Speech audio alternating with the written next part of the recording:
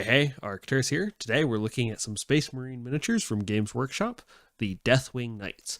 So they have two possible builds here, with maces and with swords, and I built one set of each. These did come from the Inner Circle Task Force box, which you can see there in the back, but they are the full kit. It was one of the 2024 Battle Forces, and this is just a closer look at the Deathwing Knights in particular. So they're pretty detailed miniatures. This one actually needs some repair work because I'm glad I'm taking a look at this now. That shoulder plate there needs to be fixed. I did have a pretty difficult time getting these pieces to go on, as you can see. Fortunately, they don't attach very closely, and they do just come off.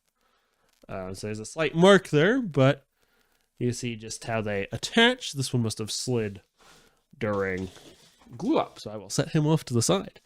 But you have a couple different poses. The swords get this extra pose here. The maces do not have an equivalent pose. Alternate build for this one with sword is pretty similar, but there's a different chest plate here if you want to build him as a regular knight, not the knight master, which is their equivalent of a sergeant. He has a slightly different weapon. Some slightly more ornate leg plates there on the regular model compared to the Knight Master, and this one with the sword has this kind of standing pose. The rest of them pose in a pretty similar fashion. This one, you can swap the shields around.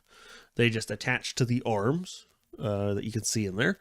So you can swap the shields around so you don't have the exact same miniatures posing in there, though they will be in similar poses. I did find it annoying that the arms are flat. And what I mean by that is the connection joint is flat for the arms to the torso, which sounds nice to give you posing, but most of these are designed to be posed at one particular point, in which case I'm kind of like, well, if I wanted to pose them, it's a lot easier to cut the pin off, or the pin equivalent. Sometimes it's far larger than a pin. It's far easier to cut that off and just pose them myself than having to just put it up against a piece of flat plastic to flat plastic, because it makes some of these poses a little more difficult. Just mildly annoying. You see here with the maces, very similar. You see the shield is in the same position, but the mace is not head first into the ground like the sword is tip first into the ground. I did use the same torso for this guy as the other Knight Master because it doesn't bother me either way. These do only come in squads of 5.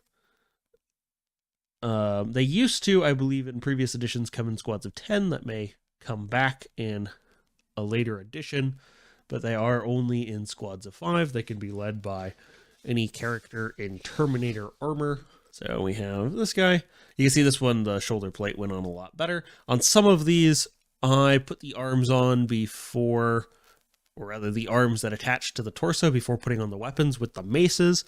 I didn't do that for the weapons, but on several of these for the shields, I added them after the fact. Like you see this one, the little heraldic shield here on the corner is slightly lopsided because it's pretty difficult to get the finger in there to put the shield on. I actually found this Knight Master, to also be very difficult because of the angle the heraldic shield attaches to is very difficult with the sword attached. Some of them were much easier, like this guy. Some nice variation on shields. They're not all the same. There are no blank shields though, so if you were looking to freehand some design on there, you are going to have to file those off. I don't think that's super common of a thing for people to do, so I can understand them putting them on there to begin with, but it is something to be aware of. The maces are anti-vehicle, anti-monster, which is pretty good. I think they're on anti-vehicle, anti-monster on 4+, which is quite nice. And it's hard to say which ones are better. I think it depends on what they're going into. The Deathwing Knights are, in general, a really solid unit on the table in 10th edition. Excellent models. You also get Watchers in the Dark. Now, the squads have no options on the Watchers in the Dark. You just get 2 of them, because there's technically 2 boxes of them here. And you also get a teleport homing beacon, which I don't think actually has any effect on the board anymore, but it may be tied to a separate unit that places the beacon, and then your Terminators can teleport into it. I'd have to read the rules a little more closely. So in terms of extra pieces, you do get a fair number of them, and these are 2 different sprue. This one I did with the maces. As you can see by the sword left on there, you just get some extra heads. I generally went for helmeted heads or hooded heads with armor on them. I did leave off most of the unhelmeted. There we go. I did leave off most of the completely unhelmeted heads and the hoods without armor. And that's true for both sets. I wish we got some very nice heads like you do on the Inner Circle Companions, where some very nice helmeted and hooded heads, which was just an excellent choice there. But they are limited in other ways. So you do get some extra bits here, some maces, an extra heraldic shield in case you lose 1 or 2, which I did. You do also get some extra shoulder pads and an extra torso as well. And just some extra sword arms from the one I built with maces and the extra with maces that I built with swords. So you do get some extra shields, which is nice. You can use them as basing material. That's always a nice one to do. Or you can swap out one of those shields so you have a different one.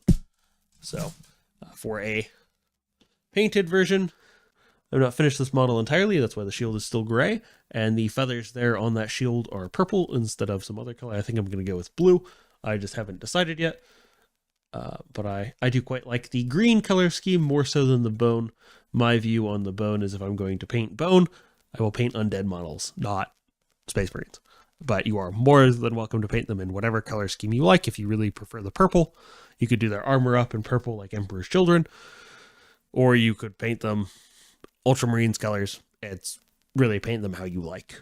So, well, that's all I have for today. If you enjoyed this video, don't forget to like and subscribe, and I will catch you next time with another video.